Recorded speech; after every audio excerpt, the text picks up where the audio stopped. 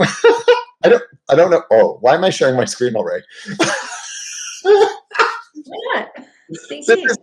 This is post conference management of the environment.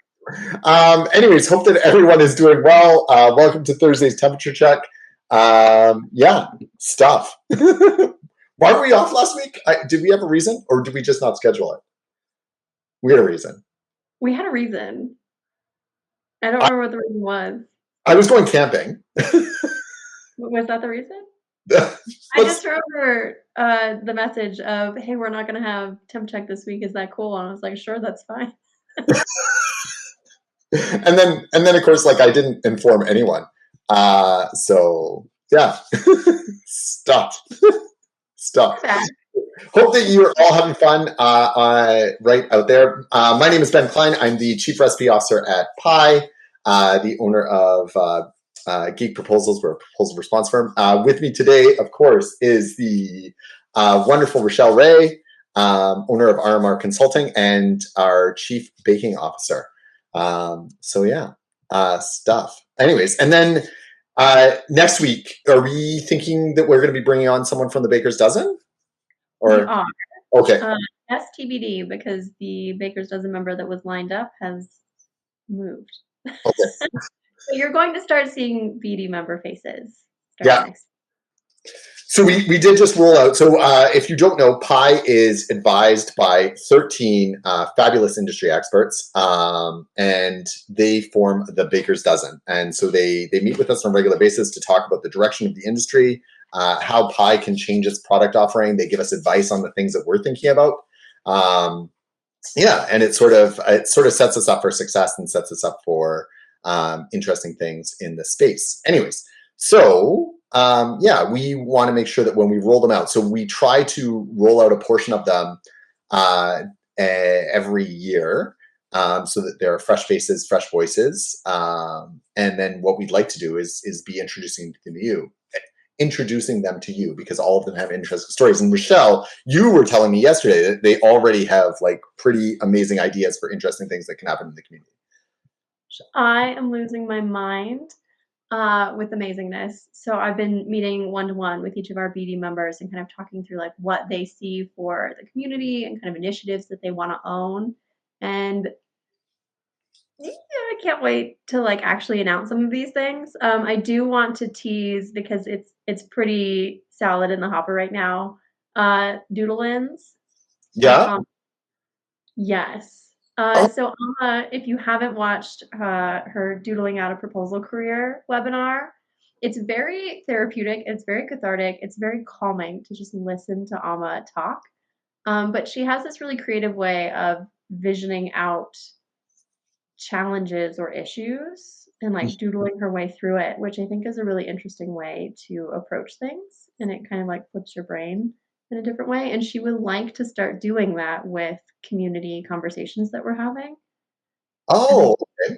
So is this, so, I mean, I need more details. Is this like an ask me anything? Like, do we have someone deliberately like post a question that they're having difficulty with, and then what, people tackle it in the community, but Alma comes along afterwards and like mops up with a doodle, or?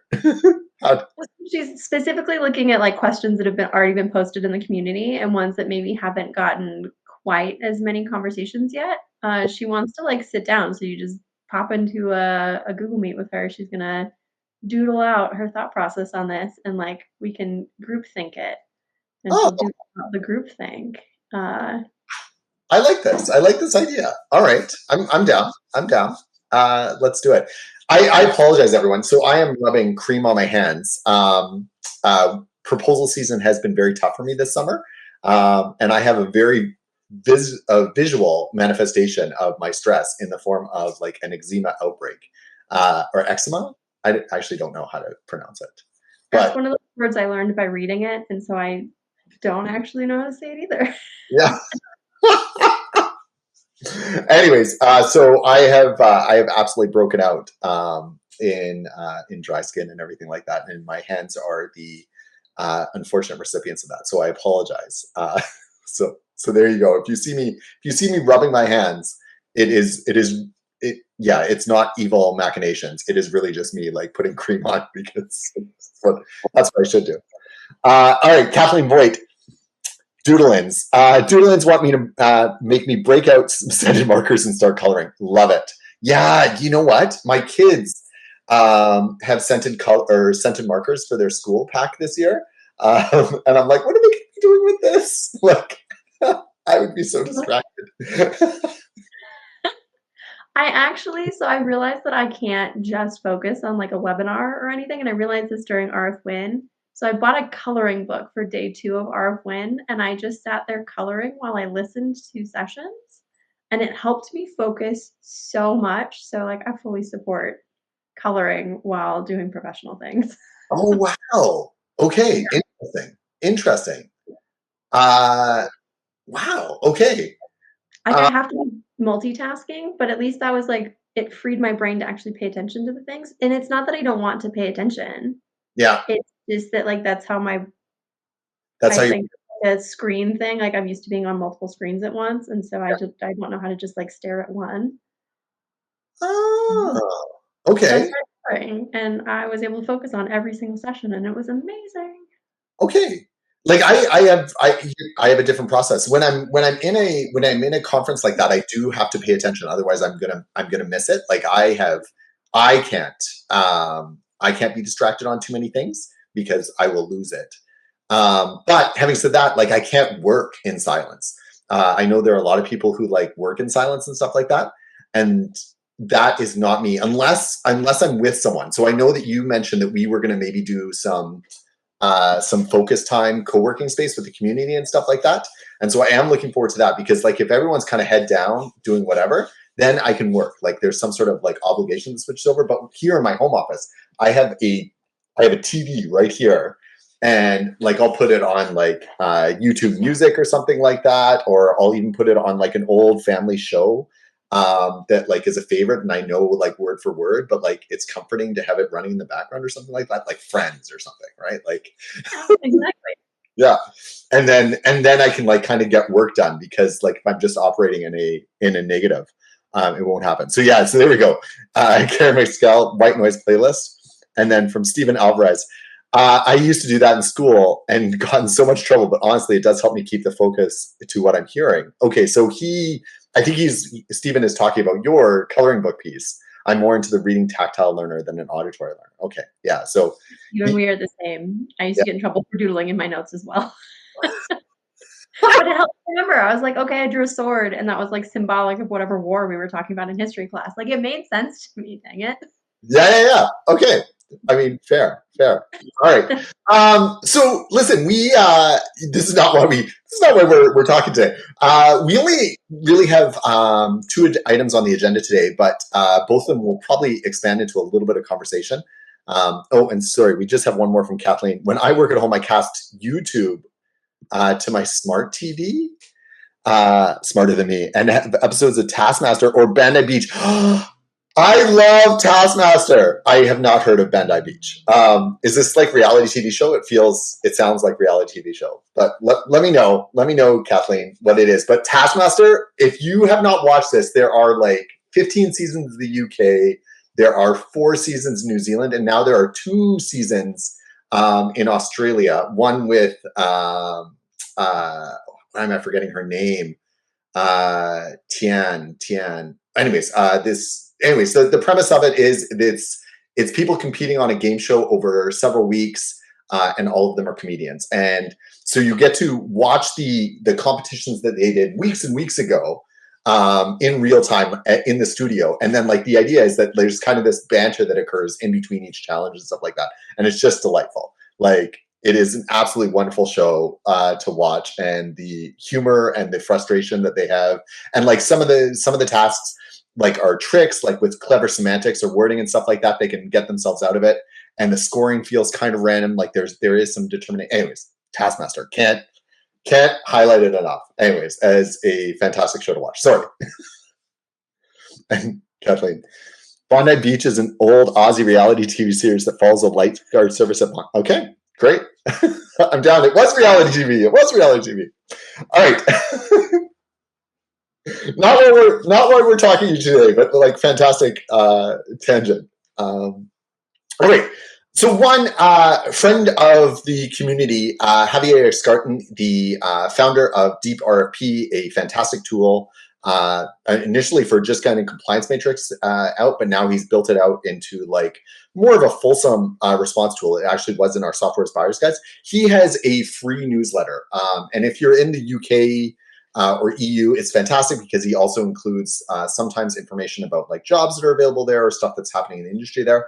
But he also just thinks like he is, Javier is a great thinker about like what's happening in the space and everything like that. Anyways, and so he came up with this abstract that he discovered from the EU around grant writing. So it's not specifically around proposal writing, but it's around grant writing. And like I'll share it here if you aren't part of Javier's newsletter. Again, free to sign up. Good chunk of delicious information in there every single time. But the idea behind this is specifically in people for writing grants, the idea is that if they presented the material to them with like all the text and all the narrative and stuff like that, or if they presented the request for the grant just as like kind of like a couple sentences and an ask, it didn't measurably change the scoring of how you received your grant or not, i.e. what you wrote didn't matter for whether you won the award or not. and this kind of I think that like all of us as proposal managers have experienced that bid where you're like, hey, it doesn't really seem like what we write matters, either because we're the incumbent and it's, or like we have an unwavering advantage going into the bid, where it's unlikely that we'll be, that anyone else is really competing with us, or where like, the deck is stacked against us. This bid was probably written for someone else or something like that.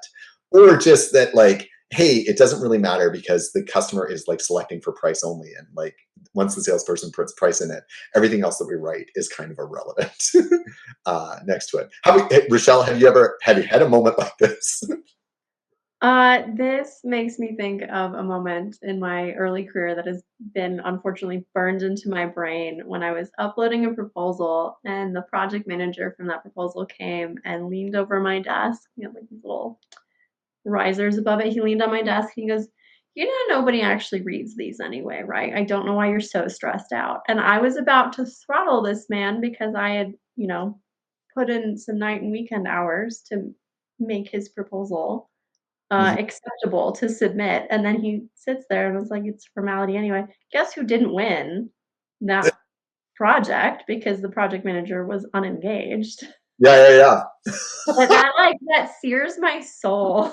I still think about that day and all the things that I wish I had said. And I think Javier in the newsletter like encompasses everything I should have said about the value of proposal people and what we do that does matter. So yes, I've had that moment.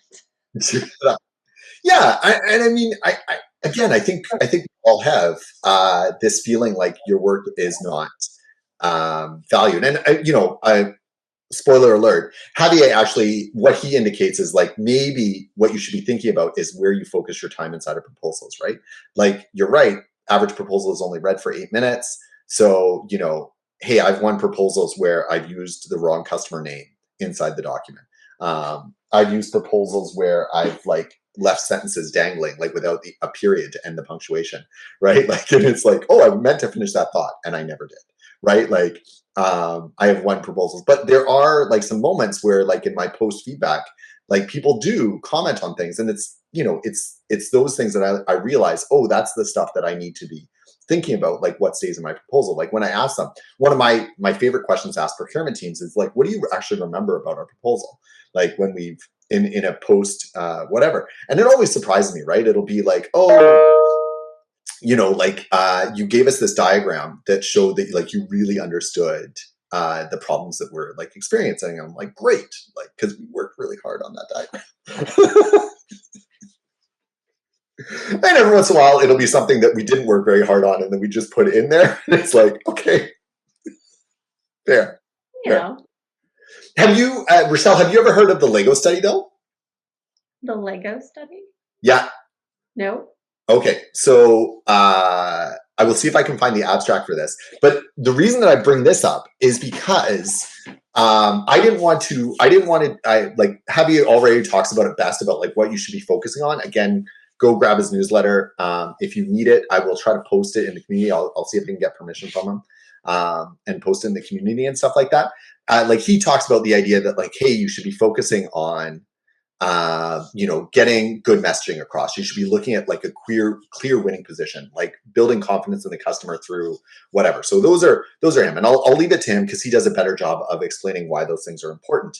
But I want to talk about this because it can sometimes feel like there is a very clear line between this, I think, and burnout and frustration inside of the proposal world. And so the Lego study goes like this. Kids are given money, or not kids, but like college students are given money to come into a room, and there are 3 people behind a desk, and they present the person with like a Lego toy to assemble. Right, there are instructions. It's clear. It's not a complicated piece of parts, but there are enough that like it's not something that they can assemble in like 4 minutes, kind of thing. It's something that's going to take a half hour of them to like really sit down and like get done quickly and stuff like that. Anyways, in each case, the participant is paid a set number of dollars, something like, I think it was like $5 in the initial study, and then it went up to like 15 in the next study or something like that. And there are 3 outcomes that these individuals experience. One, you finish your project, and then the person takes the piece of Lego and puts it up on a shelf, your finished product up on a shelf, right? And then they pay you the money, and off you go. The second piece of the study, though, is that someone, you finish your piece and stuff like that. Someone pays you the $15, and while you're being paid, someone is taking apart your Lego. I Okay, knew you were gonna say that, and I could already feel the, like, anxiety over that. and then Guilty. they're clearly getting it ready for another person to like take a swing at next, right? And then in the third scenario, someone takes your Lego and they put it in the garbage. This is cruel. I understand the point, but this is cruel, and I don't like it. And they still pay you. And so the idea behind it, of course, is that like it is, a portion of, so 66% of your work in this case, like, is getting thrown out. It's not the same participants, but they asked the participants after the fact, they surveyed them about whether they felt satisfied with what they had done, right? And sure enough, people who got their work put up on a shelf felt like they were satisfied. Individuals who got it thrown into the garbage never felt they were satisfied. And then there was an interesting mix of like individuals who had it taken apart in front of them, where it was kind of, and I can't remember the exact number, so I'm not going to quote it, but like it was like a percentage that was not 50-50 of people who felt like either that they were satisfied with the work they'd done or not satisfied. But it just goes to show that if you know your work is going to be wasted or not used, that you gain less satisfaction. And of course, that is detrimental to your working health. And of course, us going into a competitive bidding, we know that 66% of our work is going to get thrown away. And it is discouraging when you see an abstract like this, where it's like, hey, a lot of the stuff that you spend your time on inside of your bid, like not even just that like the bid will win or lose or anything like that, but just like the material that's in the bid will sometimes never get written will sometimes never get read. And more importantly, will not influence the decision of the bid. So, and this can lead to a bad emotional outcome, right? Like a real struggle. So, Shocked. and anyway, so I think it comes to the idea that like we need to bolster ourselves, like emotionally in your job and stuff like that, to like kind of have a very not laissez-faire, laissez-faire. My French is off today. Also something I read and didn't hear, so don't know how to say it. Attitude towards what we do, right? You have to kind of float above it a little bit. And I know that you try to address things like this inside of Burnout Banter, right? You talk about the idea of like taking time for yourself, and like these are all good coping strategies. But sorry, so going back to this, you didn't tell this guy off or anything like that, but with the information that we presented right now, like, do you have thoughts around, like, is there something that that you would suggest to people, like, hey, if they're feeling like, oh, I'm encountering a lot of these bids, like especially when the sales team is like throwing a lot of bids at you and they're like, well, how do you influence the client? No, I haven't. And you're like, great, I'm going to spend 30 hours working on something that's not going to do anything, right? I get an insane number of inquiries for work from new clients who are volume shops, Yeah. meaning that they are not strategic in their go no go. Like any RFP that comes across the desk is responded to. Uh, and inevitably, I get these calls, and it's an HR manager, somebody saying, we just lost like our third or fourth proposal manager, proposal writer in this year. I don't know what the problem is. We need someone to step in. And I'm like, again, color me shocked that you can't hold somebody down when you are burning and churning them with these projects that they can't engage in, and that they can't, yeah, that they're not motivated to Yeah. do. Like, Yeah. and this is something I have asked the broader LinkedIn community. I think I've posted in Pi as well. Like sometimes I get an RFP that I just can't connect with. I just can't figure out what the strategy is. I can't figure out, like, I don't have the client insights to go after it or to write it, and it just destroys everything. It's like this black hole that ruins all of my other bids because I know I need to suck it up and deal with it. Um, but for me, it just goes back to like asking why. Like Mhm. if I'm working on a proposal and I don't understand why we're going after it, and maybe this is consultant magic, and this is why I didn't do this in-house when that guy was less than nice to me. Mhm. But I ask why. Like, why are we going after this? Why is this important? Like, why does the client care? Why would the client care that you're the one who works on this? And sometimes that gives me the answer that I need. And sometimes the answer is, we found the RFP. We would like to do the work. Just do your best. Yeah. And then you just kind of have to swallow it and move forward and then find, a fulfilling project. But I think it's really important to remember that, like, I've said this many times this week, proposals are an essential service, not an emergency service. Mhm. So, what you're doing, no matter what the potential outcome, like if we're looking at this abstract and assuming that all of our proposals are not going to be read and our effort is not going anywhere, we are still essential. Proposals still have to happen. Someone still has to write them. Yeah. So maybe you don't spend hours and hours like rewriting one sentence or doing grammar checks or making sure that everything is perfectly aligned, and you just get it done and shuffle it out so that you can go to one that you know is going to be valuable. Does that make sense? Did I Yeah. just say a lot of words? No, no, no, that was good. And like, I think that's a very effective coping mechanism, is to like realize where you need to devote your energy. And maybe you don't need to like spend so many hours on like final reviews and stuff like that, like working late into the nights. I have also heard like try to find significance in writing the proposal itself instead of the outcome. And that's that, like, make the outcome something inside the proposal. Like, hey, I'm going to practice this random thing, right? I'm going to try to focus on like making really good call out boxes or something like that, or something that you don't normally do inside your proposals. And just like make it like an exercise of like practice um, instead of like, oh, I'm just trying to win this bid and stuff like that. Like, especially if you know that like the bid isn't going to succeed. But I'd be curious about what other people inside of our community have tried to do to balance the idea that like, hey, there's sometimes that your work isn't going to amount to anything. so so how are you going to like persevere in moving forward? And it's tough because yeah, we sometimes we can't turn away the work, right? We are, for whatever reason, our company or our client or whatever will not proceed with the proposal that we know is probably a loser, and that's hard. And yeah, you have to find a way to kind of move forward. So stuff. All right. So Javier Escartin, yeah, go check out his newsletter. I will see if I can get permission from him to post this in the community. I find it fascinating. And I'd love to get more insight from how everyone else kind of handles it. So, all right. Oh, wow, we are over time. But I did want to talk briefly about the APPE. So, the APPE was made, was it a year ago? Is it a year old now? It's been a year. We should check the APPE's birthday, because I'm pretty sure it's September. Yeah. It is almost exactly a year old. I feel like Steven Alvarez was actually the first person to get it. That wouldn't surprise me. Yeah.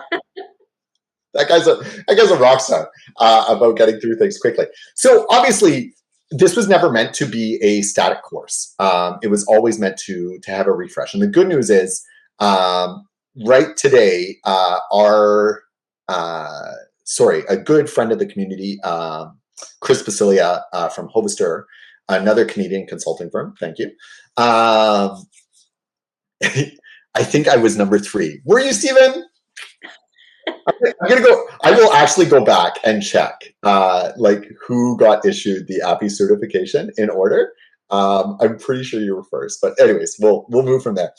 Anyways, Chris Hovister is on Visible Thread today to talk about training in the AI space. And, not to spoil it, like, because that podcast is coming out, but like, one of the things he's going to tease out is this idea that it is hard to invest from a company standpoint in training for AI because things are changing so very fast.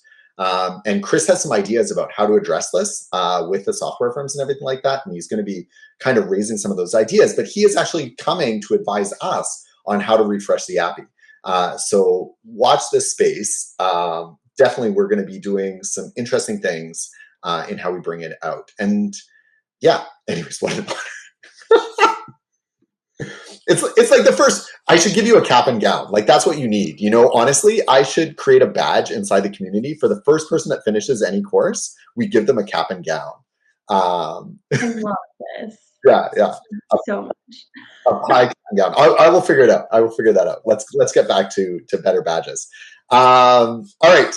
Anyway, so Rachelle, I know that you're kind of ostensibly our head of education and everything like that. You have RFP 101 on the go already. Because we all know that if I could be, I would be a perpetual student. Like, if that would pay my bills, I would just sit in classes all day long. Anyway. Okay. Yeah.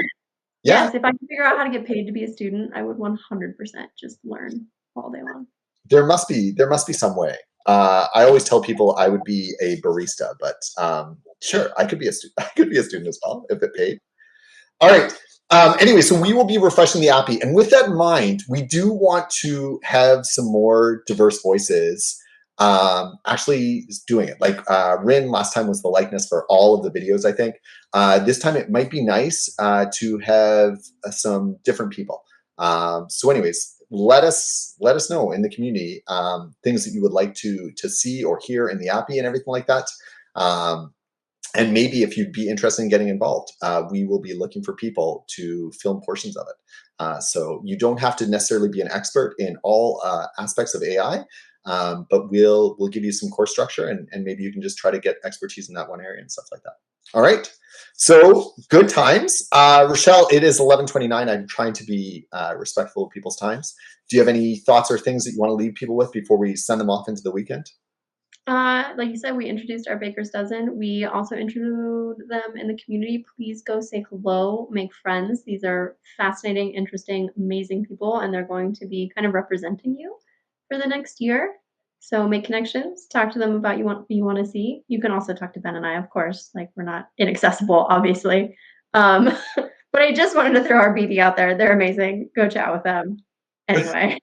I'm sitting high on the lunch. I lost my train of thought. No, it was good. It was good. But yeah, go introduce yourself to the BD. Anyways, hope that you are having a great weekend. Hopefully you aren't going into it with a million bids and you're taking some time for yourself. And yeah, y'all be safe out there. Take care. Oh, and of course, I totally messed the branding again.